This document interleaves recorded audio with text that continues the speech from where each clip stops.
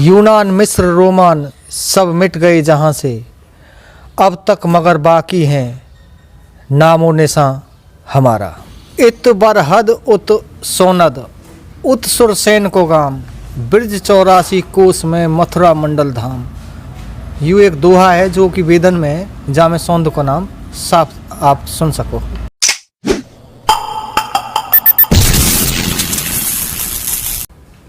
राम राम, जय श्री राम साथियों। मैं हूं सुदेश कुमार और तिरछी बात चैनल में आपका स्वागत है। और हमारे साथ हैं अजीत मास्टर जी। और आज हम यहां पे प्रोग्राम लेकर आए हैं सौंद गांव की संस्कृति। बहुत दिन से लोगों को इंतजार था और आज हम यहां पर सौंद गांव की संस्कृति का प्रोग्राम लेकर आपके समक्ष यहां पे पेश हुए हैं। साथियों, लोग कहते हैं सौंद गांव कुछ समय पहले बसा था, लेकिन इसके बारे में हम यहाँ पे चर्चा करने वाले हैं। इसकी प्राचीन जो सबूत हैं हमारे पास, उनके बारे में यहाँ पे चर्चा करने वाले हैं। बहुत सारे सबूत आपके सामने आज हम यहाँ पर लेकर आए हैं और हम यहाँ पे चर्चा करेंगे सौंद गांव के ऊपर, सौंद गांव के इतिहास के ऊपर, सौंद गांव में क्या क्या घटनाएं घटी और क्यों ये सौंद गांव बसा है, इसके ऊपर हम यहाँ पे चर्चा करने वाले हैं। हमारे साथ हैं धर्मवीर, जो कि सरपंच पद के उम्मीदवार हैं, धर्मवीर चाचा जी। नमस्कार जी। और हमारे साथ अजीत मास्टर जी हैं। जय श्री राम। तो साथियों, जैसा कि आपको मालूम है, हम सवाल जवाब के माध्यम से किसी भी विषय के ऊपर चर्चा करते हैं और इसी तरह से यहाँ पे भी हम चर्चा करने वाले हैं सौंद गांव के ऊपर, सौंद गांव के इतिहास के ऊपर सवाल जवाबों के माध्यम से। तो धर्मवीर चाचा जी, सौंद गांव के कितने नाम हैं? सबसे पहले तो हम यही जानना चाहते हैं कि सौंद गांव जो है इसके नाम कितने हैं। सबसे पहले मैं आपको बता दूं, हमारे गांव का नाम सौंदहद है, सौंदहद। अच्छा। एक इसका नाम अन्वेषणपुर, अन्वेषणपुर भी है। अन्वेषण कहते हैं, एक खोज की जगह, एक यहाँ पे खोज की जानी है। अच्छा। और वेद में इसका नाम सोनदपुर है, सोनदपुर। वेद में इसका नाम सोनदपुर है। हमारे गांव का नाम वेदों में भी है। वेदों में भी है। अच्छा। और अगला प्रश्न ये है कि इसका इतिहास क्या है, इसके बारे में थोड़ा सा बताएं।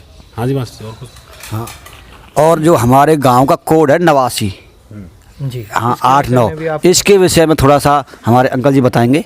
हाँ जी बताएं। हमारे गांव का नाम राजस्व रिकॉर्ड में आज भी 89 है, यानी कि सर झुकाओ। इस गांव को शीश झुका करके सलाम करो। यानी कि 8 का मतलब भगवान कृष्ण, 9 का अर्थ भगवान राम, और इन दोनों का अगर हम जोड़ करते हैं तो 17 अंक बनता है। यानी कि एक है सत्ता, सत्ता का मालिक एक, यानी कि ईश्वर। ईश्वर, सौंद ही ईश्वर है। अच्छा जी, सौंद ही ईश्वर है। हमने सुना है सौंद गांव को शायद मुक्ति का धाम भी कहा जाता था, या फिर कहते हैं वो स्वर्ग नगरी भी कहा जाता था। हाँ, सौंद गांव में एक तरह से बैकुंठ है। यहाँ पे बैकुंठ, यहाँ पे लालदास बाबा के पास जो जोहड़ है उसका नाम बहलानी कहते हैं हम। उस बहलानी को एक तरह से असली शब्द शुद्ध में बोला जाए तो बेहतरनी बोलते हैं। बैकुंठ में बहने वाली गंगा का नाम बेहतरनी है। हाँ, यहाँ पे भगवान विष्णु, भगवान शिव और भगवान कृष्ण, भगवान राम सभी का आगमन हुआ है। अच्छा जी। बहलानी जो लालदास बाबा मंदिर के पास में। जी। अच्छा, बहुत ही अच्छी बात है। अगला सवाल आपसे ये पूछना चाहते हैं हम यहाँ पे धर्मवीर जी, इतिहास क्या है आपके गांव का, इसके विषय में थोड़ा सा बताएं।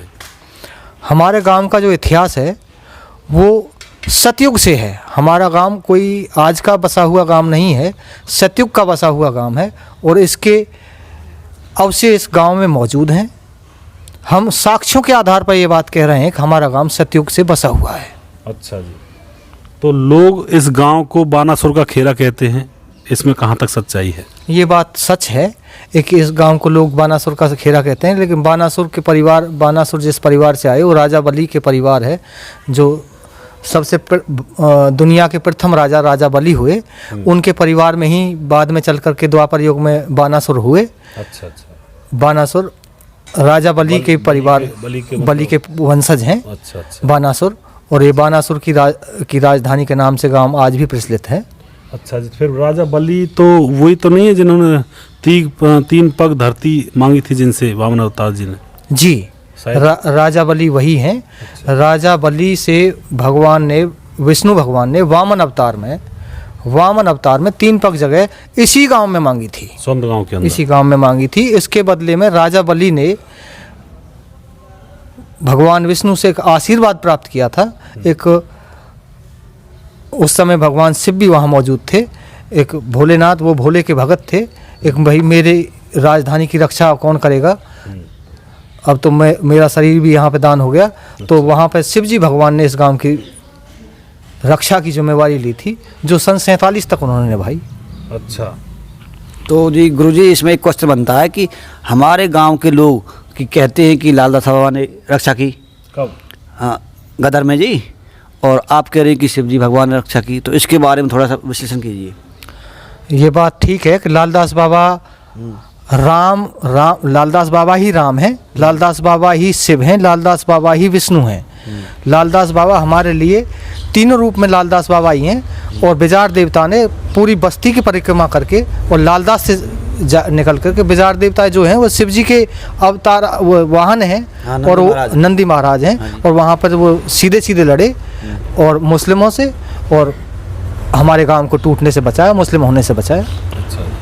तो साथियों, आपको यहाँ पे पता लगा होगा कि जो राजा बलि हुए थे, जिनको आप टीवी की धारावाहिक में भी देखते होंगे, वेद ग्रंथों में पढ़ा होगा, जिनसे 3 पग धरती मांगी गई थी श्री विष्णु के वामन अवतार के द्वारा, उस समय की बात है। तो वो जो राजा बलि थे वो सौंद गांव के ही निवासी थे, वो यहीं के थे।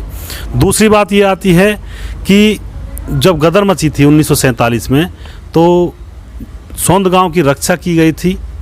वो किस तरह से की गई थी, इसके बारे में थोड़ा सा जानेंगे। राजा बलि को वो आशीर्वाद प्राप्त था, यानी कि अब वो क्या कहते हैं, राजा बलि को शिव जी भगवान से आशीर्वाद प्राप्त था।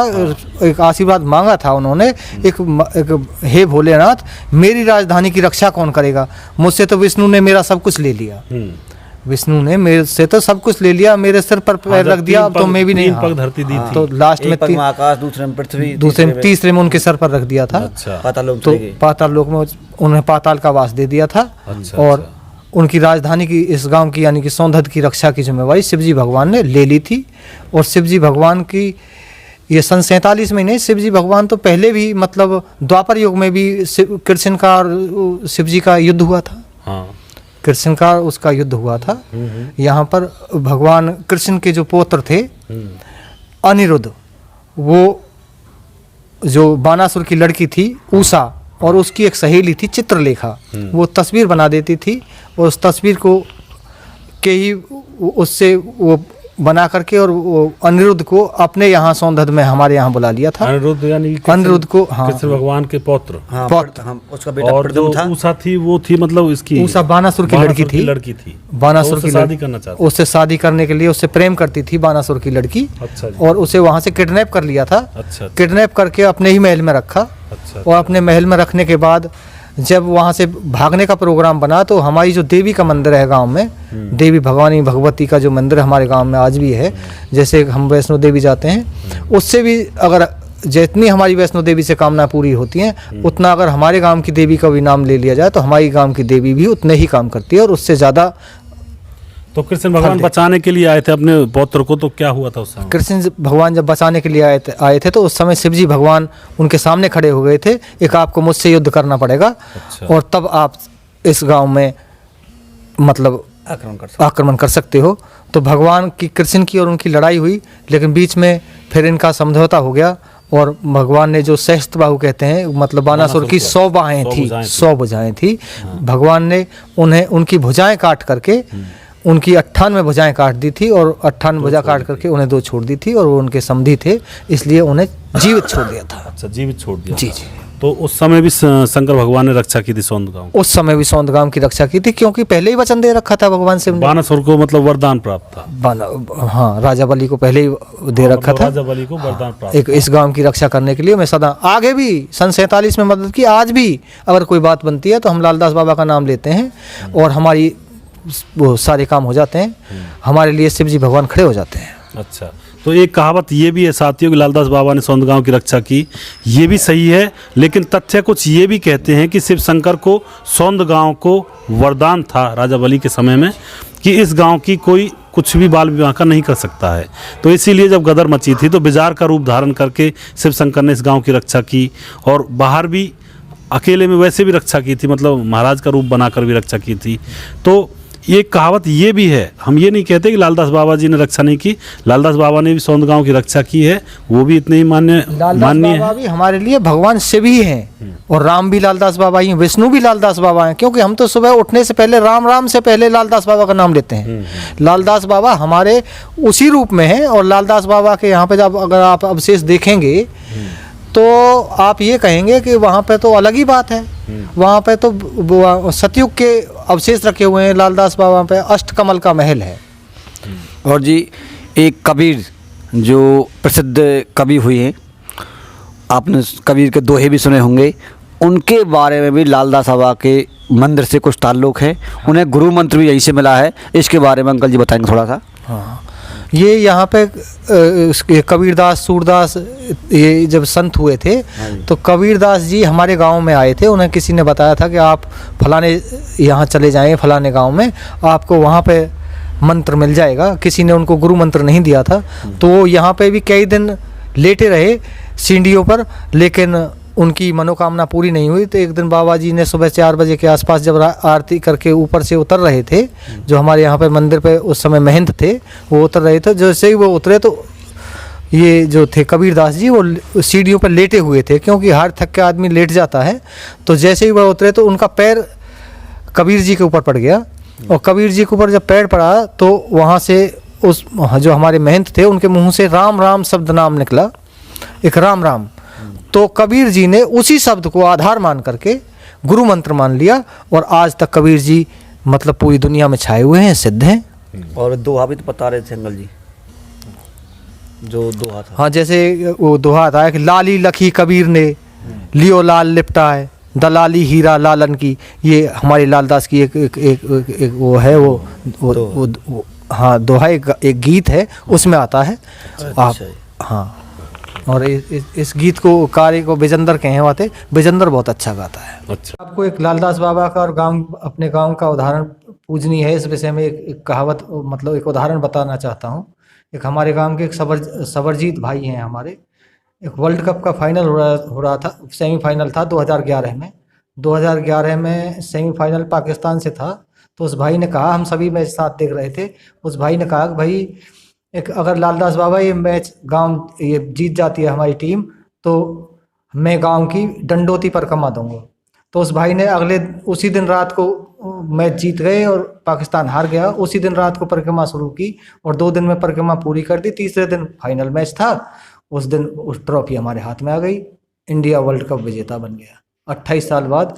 तो लालदास बाबा में हमारे में बहुत ज़्यादा शक्ति है और हमारा गांव भी पूजनीय है।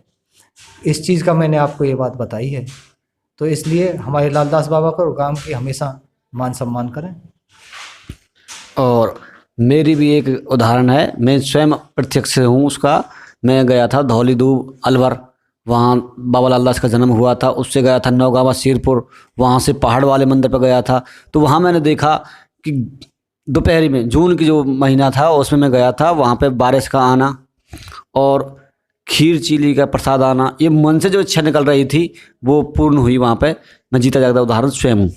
तो लालदास बाबा हर भक्त की अच्छा को पूर्ण करते हैं। जय श्री लालदास बाबा। बहुत अच्छी बात है। अगला सवाल ये है आपसे धर्मवीर जी, सौंद गांव का निकास जनाचौली गांव से बताते हैं, इसमें कहाँ तक सच्चाई है, इसके विषय में बताएं थोड़ा। देखिए, ये बात एक बिल्कुल मिथ्या बात है। हमारे गांव का मतलब निकास, हमारा गांव तो सदियों पुराना है, सतयुग से बसा हुआ है। अच्छा। बार बार उजड़ता रहा, बसता रहा। जो अवशेष हमारे पास हैं, जो साक्ष्य हमारे पास हैं, वो मैंने तो मतलब दुनिया में कहीं भी, मैं दुनिया भर में भारत के मतलब हर उसमें कोने में गया हूँ, पूरब में, पश्चिम में, उत्तर दक्षिण में गया हूँ। मुझे दुनिया में कहीं नहीं मिले, मुझे मथुरा में नहीं मिले, मुझे दक्षिण में नहीं मिले, मैं पूरब में गया, पूरब में नहीं मिले, उत्तर में गया, मैं कहीं नहीं मिले। तो मतलब तो आप मतलब साबित कर सकते हो बिल्कुल कि आपका जो गांव है, सौंद गांव है, वो सतयुग से है, प्राचीन है। मैं ये साबित कर सकता हूँ और आपके सामने इस वीडियो के माध्यम से, सुदेश जी के माध्यम से साबित भी करूंगा और सभी अवशेष आपके सामने दिखाऊंगा। अच्छा। और आप उन्हें देख करके मानेंगे एक हमारा गांव सदियों से बसा हुआ है। ये तो एक मिथ्या बातें हैं जो लोग बस कह देते दंत कथा, ये एक दंत कथा है। अच्छा जी, तो बताएं आप फिर किस तरह से सौंद गांव सदियों से है और मतलब सतयुग से है। हाँ। इसके बारे में थोड़ा सा बताएं। सौंदगाम सदियों से, यहाँ पे अष्टकमल का महल है जिसके 4 दरवाजे हैं। अच्छा जी। 4 दरवाजे में एक दरवाजे पर स्वयं राम जी खड़े हैं धनुष पर प्रत्यंचा चढ़ाए हुए, दूसरे दरवाजे पर हनुमान जी खड़े हैं, तीसरे दरवाजे पर धन बरसाती हुई देवी है, चौथे दरवाजे पर कलिक अवतार, घोड़े पे जो कलिक अवतार होना है वो है, उसकी प्रतिमा है। और आकाश से देखने पर, आकाश से देखने पर उस महल को अगर हम आकाश से देखेंगे तो वो सौंदगांव का जो महल का मॉडल है उसे अगर हम ऊपर से सैटेलाइट से देखते हैं तो उसके पुष्प कमल पुष्प की भांति उस ऊपर की आकृति है। हाँ, उसकी जो छत है वो कमल पुष्प की भांति अष्टकमल का उसका ऊपर मॉडल है, उसी से हमने उसका नाम अष्टकमल का महल दिया है। और उसका मॉडल को भी हम आपको इस वीडियो के माध्यम से आपके सामने दिखाएंगे। तो साथियों ये जो आपके सामने मॉडल आ रहा है ये इस तरह से मॉडल है जैसे कि आज के टाइम में आर्किटेक्ट किसी मकान का नक्शा बनाते हैं, उस ज़माने में इस तरह के मॉडल बनाया करते थे। तो ये मॉडल है जो आपके सामने है। और सौंदगांव के अंदर अष्टकमल का भी मंदिर था, वो आप अगर ऊपर से देखोगे हेलीकॉप्टर वगैरह से या सेटेलाइट से तो आपको स्पष्ट नज़र आएगा। और उस महल में 2 मूर्ति हैं और चारों तरफ सेना है। आपको छोटी छोटी आकृति में दिखाया गया है। तो इसमें सैनिक हैं जो इस महल की रक्षा कर रहे हैं। और 2 मूर्ति किसकी अंकल जी? जो इस मकान के जो मालिक हैं, हाँ। जो इस महल के जो मालिक हैं वो महाकाल और देवी दुर्गा हैं। अच्छा। जो इस महल के जो मालिक हैं वो महाकाल और देवी दुर्गा हैं, और इस दुनिया के भी जो मालिक हैं वो महाकाल और देवी दुर्गा ही हैं। उन्होंने ही इस संसार को रचाया हुआ है, वो ही इसके रचयिता है। अच्छा जी। और उनकी ही प्रतिमा है जो हम इस वीडियो के माध्यम से आपको दिखाएंगे। अच्छा जी।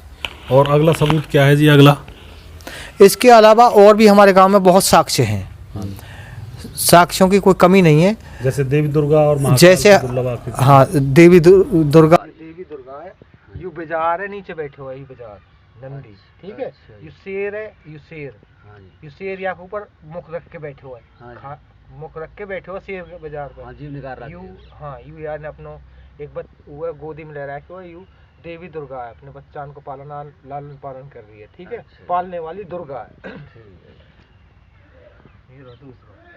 हाँ जी। यू या को विपरीत है। अच्छा जी। या को विपरीत है। अच्छा। यू भी बाजार है। हाँ जी। या यू शेर खारो है। अच्छा। हाँ, खारो पीछे थे। या यू खारो है। हाँ जी। ठीक है। हाँ जी। या कि यहाँ गर्दन काट दी है, या ने यू जो है यू शक्ति है जो महाकाल है। हाँ। या ने हम त्रिशूल बबरा दियो है यहाँ। हाँ। और या की गर्दन काट दी है, कटरी गर्दन यहाँ पे अलग। या गर्दन कटने पे या की रक्षा नहीं है, यू आयो है, ठीक है। हाँ जी। हाथ में तलवार है। हाँ जी। और यहाँ यू चक्र है या ढाल है। हाँ जी। तलवार और ढाल है, ठीक है। एक तू कितनो बड़ो बाजार है, काल तेरो भी निश्चित है। या कहने का मतलब यू है, यानी कि बाजार है, खारो है, या की रक्षा करने की आयो, या को भी यहाँ से चुट पकड़ लियो, या नहीं याद है। अच्छा जी, ठीक है। यू महाकाल है, यानी कि समझ में आ रही होगी मेरी बात भैया? आई समझ बात? नहीं, हिंदी कर रहा हूँ मैं ऐसी है। आई समझ में मेरी? आ गई है। यू अष्टकमल को फूल है। अष्टकमल का फूल। हाँ, 1 2 3 4 5 6 7 8। अच्छा, ठीक। और ये जी ये बात छोड़ो, जो चीज़ हमें दिखाई। और महाकाल की दुर्लभ आकृतियाँ हैं। उसके अलावा राम सीता लक्ष्मण जी की मूर्ति है। उसके अलावा हमारे गांव में अर्धनारीश्वर यानी कि आधे शरीर से शिव, आधे शरीर से पार्वती, वो प्रतिमा है। हमारे गांव में धन कुबेर की प्रतिमा है। हमारे गांव में शिव परिवार की प्रतिमा है। हमारे गांव में 33 करोड़ देवी देवताओं की प्रतिमा है, जो कि प्राचीन है, आज से हजारों वर्ष पुरानी है, जिनकी उम्र का अंदाज़ा लगाना बहुत कठिन है। लेकिन मुझे दुख है, एक वो ऐसे ही पड़ी हुई हैं, उनकी रक्षा के प्रति हमारे गांव की सजग नहीं है। और श्री चरणों के निशान भी हैं। हाँ, हमारे गांव में चरणों के निशान भी हैं, देवी के चरणों के निशान हैं।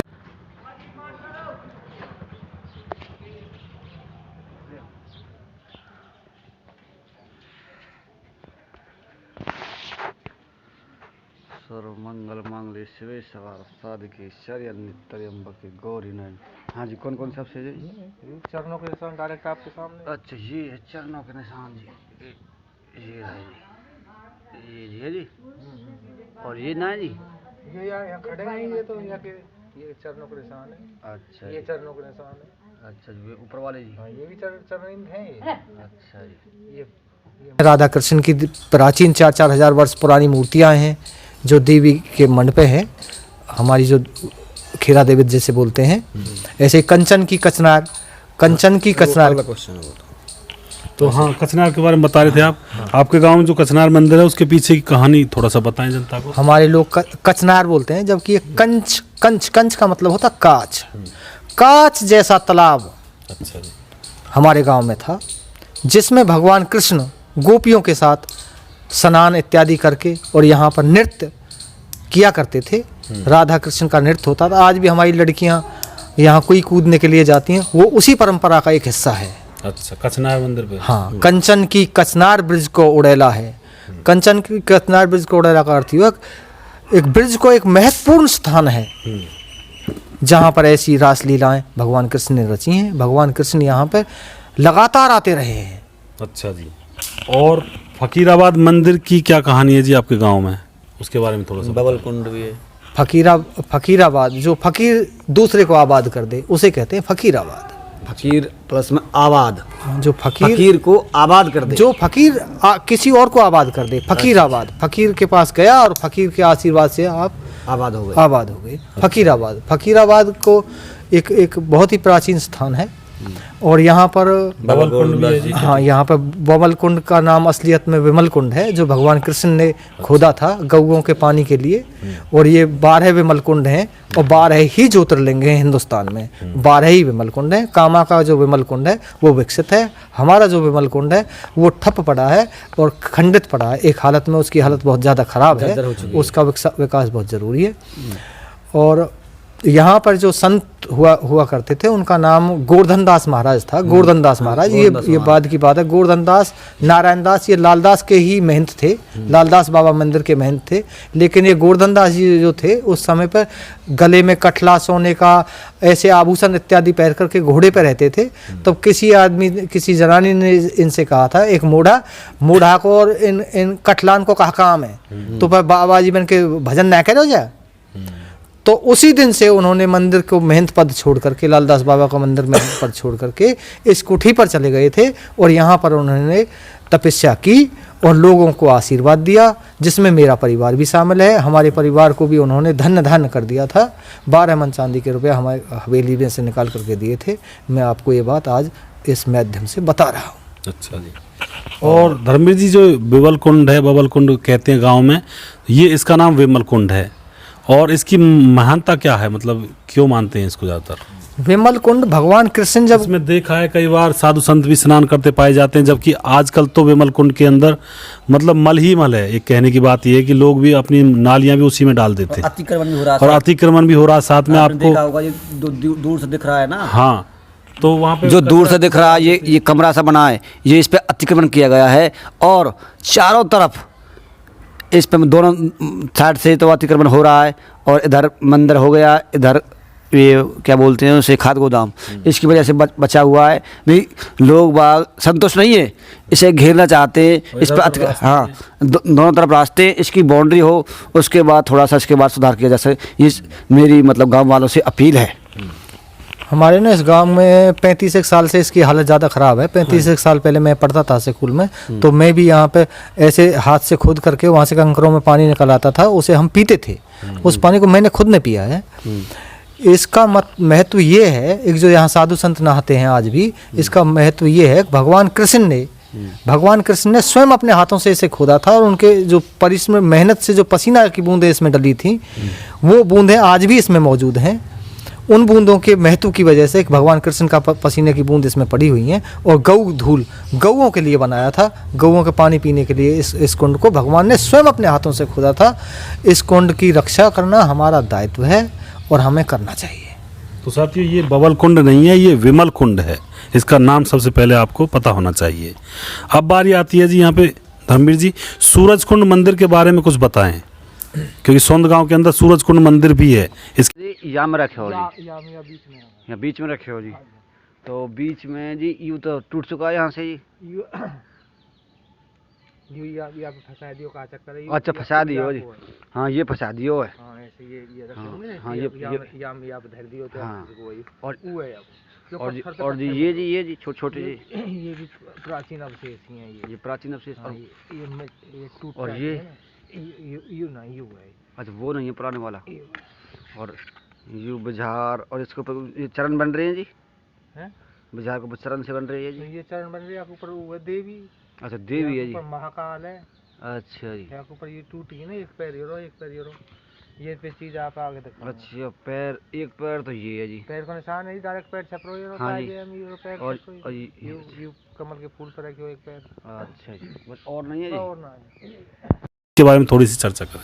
देखिए सुदेश जी, मैं आपको बता देना चाहता हूँ, सूरज कुंड एक सरोवर का नाम है।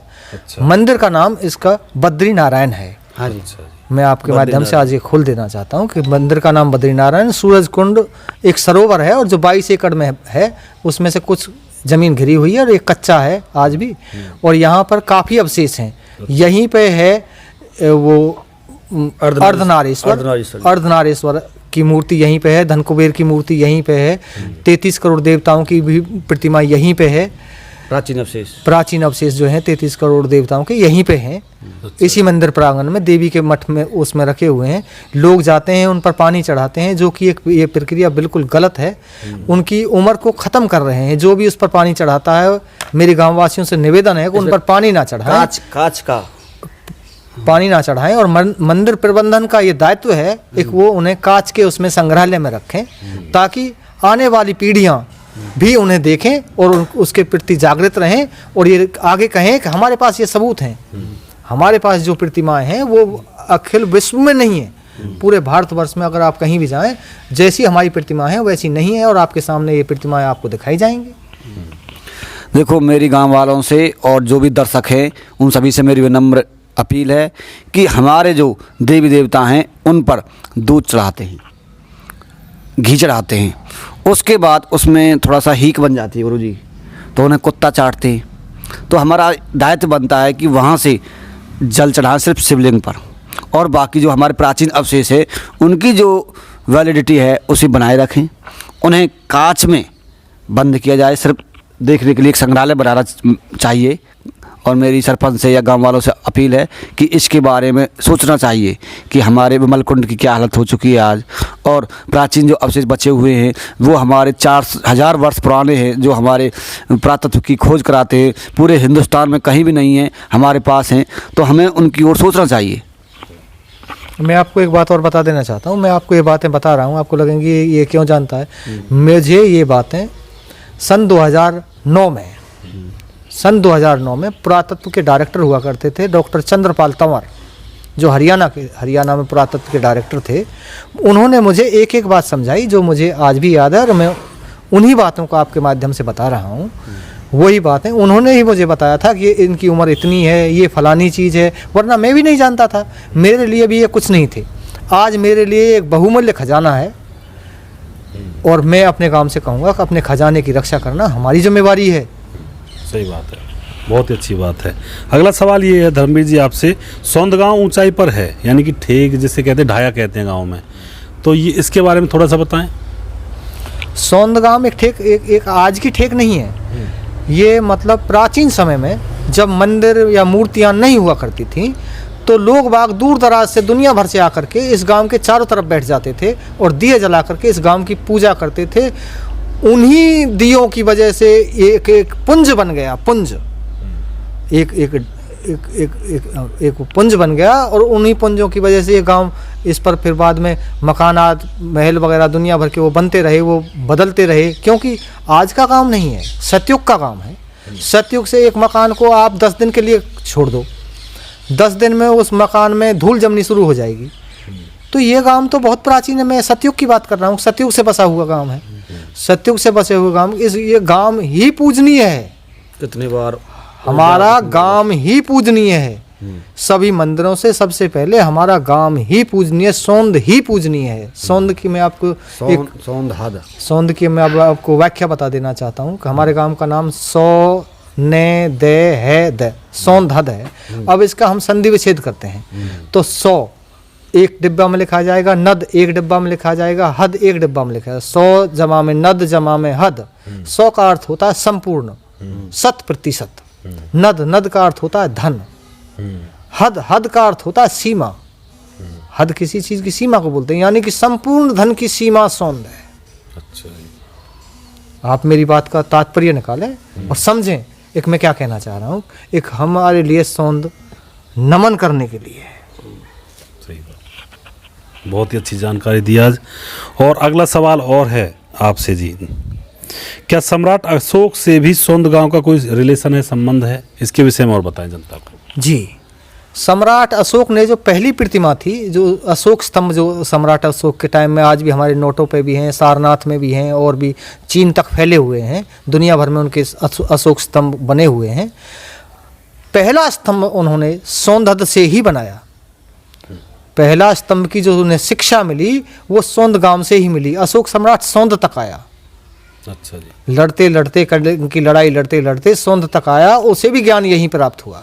जो कहते हैं कि उसे वहाँ पे ज्ञान हुआ था, वहाँ पे महात्मा बुद्ध जी के यहाँ ज्ञान हुआ था, उसे सौंद से ही ज्ञान हुआ। और उन्होंने जो हमारी जो यहाँ पे प्रतिमा है, जो महाकाल की प्रतिमा है, उसमें जो सिंह है उसे देख करके सिंह बनाया। कि जो बिहार की जो मूर्ति है वो भी मतलब ये जो बिहार की नाक काट दी गई है। हाँ, जो सिंह, जो हमारे महाकाल की प्रतिमा है, उस महाकाल में जो बिजार है उसकी गर्दन काट दी गई है और सिंह उसे खा रहा है। सिंह उसे खा रहा है। जो महाकाल ने उसमें त्रिशूल गाड़ दिया है और उसकी गर्दन अलग कर दी है। वहाँ से एक उसे बचाने के लिए एक शक्ति पैदा होती है, जो उसमें एक खड़ी हैं, ये तलवार और ढाल लेकर के खड़े हैं। इनकी भी चुटिया पकड़ ली है महाकाल ने। एक कितना बड़ा हुआ है, काल तेरो भी निश्चित है। यानी कि काल, हमारे गांव में जो पहले दो ही चीज हुआ करती थी, एक जीवन एक मृत्यु, एक दुर्गा एक महाकाल। केवल इन दोनों का ही चलाया हुआ ये संसार है और आज भी इन्हीं के आसपास ये घूम रहा है। बाकी तो सब ठीक है। सही बात है जी। और धर्मवीर जी, ऊधम पाखरे के बारे में क्या हिस्ट्री है, इसके विषय में और बताएं। इनके विषय में ऊधम पाखरे के विषय में भी जो पुरातत्व के आर्कियोलॉजी के डायरेक्टर थे चंद्रपाल जी, उन्होंने इस पर एक साइड में लिखाई लिखी हुई है। एक साइड में लिखाई लिखी हुई है। इसमें लोग बाग कहते हैं गांव में ऊधम पाखरो। ऊधम पाखरा नहीं, इसका नाम फतेहराम है। इसका फतेहराम नाम है और ये 13वीं शताब्दी की बात है। पृथ्वीराज चौहान जी के बाद की बात है। पृथ्वीराज चौहान 12वीं शताब्दी में हुए थे, 13वीं शताब्दी की बात है। 13वीं शताब्दी में फतेहराम नाम का व्यक्ति था जो मुगलों से युद्ध करते करते, जिसकी गर्दन कट गई थी और मुगलों से लड़ते लड़ते कटी हुई गर्दन से लड़ता रहा। उसका नाम फतेहराम था, ना कि ऊधम पाखरो। उसका नाम फतेहराम है। उस पर लिखा हुआ है फतेहराम निर्वाण दिन ए पवित्र। एक फतेहराम, आज आपकी मृत्यु हुई है, आज को दिन बहुत ही पवित्र है। अच्छा जी, बहुत ही अच्छी जानकारी। और आज यहाँ पे हमने बहुत सारी जानकारी एकत्रित की सौंद गांव के बारे में। और जो ये ऊधम पाखरे, जो फतेहराम जी की मूर्ति आप देख रहे हैं, इस पर जो निशान लगे हो रहे हैं, ये तलवारों के निशान हैं। जो लड़ाई हुई थी उसमें उसको, उसकी गर्दन काट दी गई थी। उसके बाद भी वो लड़ाई लड़ते रहे।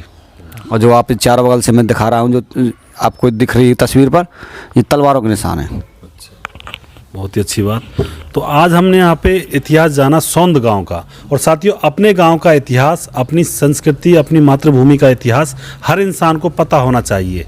क्योंकि जब हमें यही पता नहीं है कि हम क्या चीज़ हैं, हमारी संस्कृति क्या चीज़ है, तो फिर हम आगे कैसे बढ़ सकते हैं। अगर हम अपनी संस्कृति को जानते हैं अच्छी तरह से, भली भांति पूर्ण रूप से परिचित है अपनी संस्कृति से, तो आगे बढ़ने में भी आसानी होती है, अपनी पीढ़ियों को आगे बढ़ाना भी आसान हो जाता है। तो आज हमने जाना सौंद गांव का इतिहास। और सौंद गांव सिर्फ ऐसे ही नहीं है कि खाली सौंद गांव कह दिया हो गया सौंद गांव। ये इतिहास है हमारा, हमारे पूर्वजों का और इस क्षेत्र का। इसमें बहुत सारी इतिहास की चीज़ें दफन हैं, जिनके बारे में आज हमने यहाँ पे चर्चा की। और आप लोगों ने जाना भी, बहुत सारी चीज़ों के बारे में हमने यहाँ पे खुलकर विचार आपके सामने रखे। जिस प्रकार एक कॉपी या किताब होती है, वो आज नई हालत में है। अगर हम उसकी सेफ्टी नहीं करेंगे तो वो कुछ दिन चलेगी, उसके बाद वो डैमेज हो जाएगी। तो हमारे जो इतिहास है उसको हमें दोहराता रहना चाहिए। और जो प्राचीन संग्रहालय है, जो ये मूर्ति है, इनके लिए संग्रहालय बनना चाहिए। और सदियों पुरानी हजारों वर्षों पुरानी जो मूर्तियाँ हैं, आप कबाड़ समझ के जो फेंकी हाँ, हुई जो है। कबाड़ समझ के फेंकी हुई है, न तो इन पर जल चढ़ाएं और न ही इसका संग्रहित करें। हाँ, इनको संग्रहित करें, इन्हें कांच से मढ़वाएं और दुनिया को हाँ, दिखाएं, दुनिया को दिखाएं कि हमारा इतिहास सदियों पुराना है। हाँ, और क्या क्या हम मतलब ये कि और जानकारी इनसे ले सकते हैं। सही बात है। धर्मवीर जी, आप भी कुछ अंत में कुछ कहना चाहोगे? अंत में मैं यही कहना चाहूँगा, एक हमारे गांव की जो ये जितनी भी प्राचीन चीज़ें हैं, इन चीज़ों का एक संग्रहण कर करके जहाँ जहाँ हैं, जैसे लालदास में तो लालदास में संग्रहण करें, कचनार पे हैं तो कचनार पे संग्रहण करें, बद्रीनारायण पे हैं तो बद्रीनारायण पे संग्रहण करें, फकीराबाद पे तो फकीराबाद पे संग्रहण करें। अपने अपने स्थान पे जो जो चीज़ें हैं वो वहीं रहनी चाहिए, ना कि इधर से उधर सभी को इकट्ठा करें, ऐसा ना करें। वहीं पर इनके लिए एक संग्रहालय बनवाएं और इनके चारों तरफ शीशे लगवा करके वहाँ रखें, ना कि इन पर बिल्कुल मेरी लोगों से अपील है, एक कोई भी आदमी अगर वो सच्चा गांव का हितैषी है तो इन पर दूध वाला जल बिल्कुल ना चढ़ाए, क्योंकि जल चढ़ाने से इनकी आयु ख़त्म हो रही है। मुझे ये बात डायरेक्टर ने बताई है, एक ऐसे इनकी उम्र ख़त्म हो जाती है। आप कृपया करके इन चीज़ों की रक्षा करें, और अगर हम इन चीज़ों की रक्षा करेंगे तो भविष्य में हम इन्हें दिखाएंगे और इनकी तरह की नई प्रतिमा बनवाएंगे। जैसी प्रतिमा ये हैं हम ऐसी नई बनवाएंगे और उन्हें मंदिर में लगाएंगे, तब आप इनकी जी भर की पूजा करें, तब आपको कोई नहीं रोकेगा। और हम इस एक गांव में कमेटी बनाने की बात करते हैं, फलानी बात करते हैं, हमें इन सब चीज़ों को देखना होगा। उन कमेटी के सदस्यों से, गांव के वरिष्ठ नागरिकों से मेरी अपील है, वो सब चीज़ पर ध्यान दें और अपने गांव का नाम रोशन करें, उसमें सहयोग करें। आपसे यही मेरी अपील है। तो अशोक स्तंभ जो हमारा जो शेर का निशान है वो 3 शेर वाला है। इसके जो मूर्ति में जो दिख रहे हैं 2 तो ठीक है जी, 2 एक इधर साइड का, एक इधर साइड का बिल्कुल ठीक है। शेर स्पष्ट दिखाई दे रहा है, अगला हिस्सा है वो झड़ गया है। वो जैसे जोहड़ में मिला था, जोहड़ में से जब निकाल रहे थे वो वहाँ पे टूट गया था, वरना तीनों साइड का था। और वो बिल्कुल पहली प्रतिमा है अशोक की। हाँ जी। और जो कचनार मंदिर पर जो मूर्ति है उसके बारे में बताइए। कचनार मंदिर पर मैंने आपको बताई थी, कचनार पे भगवान कृष्ण ने वो उसी चीज़ की प्रतिमा है। भगवान कृष्ण की वहाँ पे जो इसमें है वो भगवान कृष्ण जी हैं और उनकी वो राधा जी हैं, जो यहाँ पे इसमें कचनार बारी इसमें दिखाई गई हैं। वो भगवान कृष्ण से ही संबंधित चीज़ें हैं, राधा गोपियों के विषय में वो उनका स्थान था। भगवान कृष्ण वहाँ पर उस कंचन सरोवर में स्नान करते थे और वहीं पर गोपियाँ स्नान करती थी। क्यों? वो गौ चराते थे ब्रज 84 कोस में, अपनी गौओं को लेकर के आते थे। और सोनदद में तो वो जाते ही नहीं थे, सोनदद से इतना प्रेम था, एक वो यहाँ से जाते ही नहीं थे। ऐसे ही इसमें मेरी एक अखबार में ऐड निकली थी, एक सौंद में खो गई श्याम की श्यामा गैया। वो भी मैं आपको इसमें इसके माध्यम से आपको बताऊंगा, आपको इसमें दिखाई देगी। एक सौंद में भगवान कृष्ण ने बड़ी लीलाएं की और यहाँ पे भगवान राम भी आए हैं। यहाँ पे ये नहीं है कि राम जी वहीं से गुजर गए, राम भी आए हैं। यहाँ पे राम जी की भी प्रतिमा है, राम, सीता और लक्ष्मण जी, जो कि करीब करीब 3-4 हज़ार वर्ष पुरानी है। बालू स्टोन से बनी हुई है, हल्के भूरे रंग के पत्थर से बनी हुई प्रतिमाएं हैं, जो कि आज भी हैं। और हमें उन्हें देख करके नई जो खराब हो गई उन्हें नई बनाएं, और जो खराब हैं उन्हें संग्रहालय में रखें और अपने गांव पर आपका रोशन करें और सभी इसमें सहयोग करें। सही बात है। तो साथियों, अपने जो आपका इतिहास है उसको संग्रहालय में रखा जाए और वहाँ पे लिखा भी जाए कि ये कहानी है, मतलब ये मूर्ति इसकी ये कहानी है। हर चीज़ के बारे में नोट किया जाए, लिखा भी जाए कि ये घटना हुई थी, तब का ये सबूत है, ये आपका इतिहास है। तो हमारा इतिहास आगे तक जीवित रह सकता है। तो आज का ये प्रोग्राम था जिसमें हमने सौंद गांव का इतिहास यहाँ पे जानने का प्रयास किया, और हम उम्मीद ये भी करते हैं कि आप बड़े गौरवान्वित हुए होंगे अपने गांव के इतिहास को जानकर, क्योंकि ये गांव कोई ऐसे ही नहीं है कि ऐसे ही बसा दिया गया हो।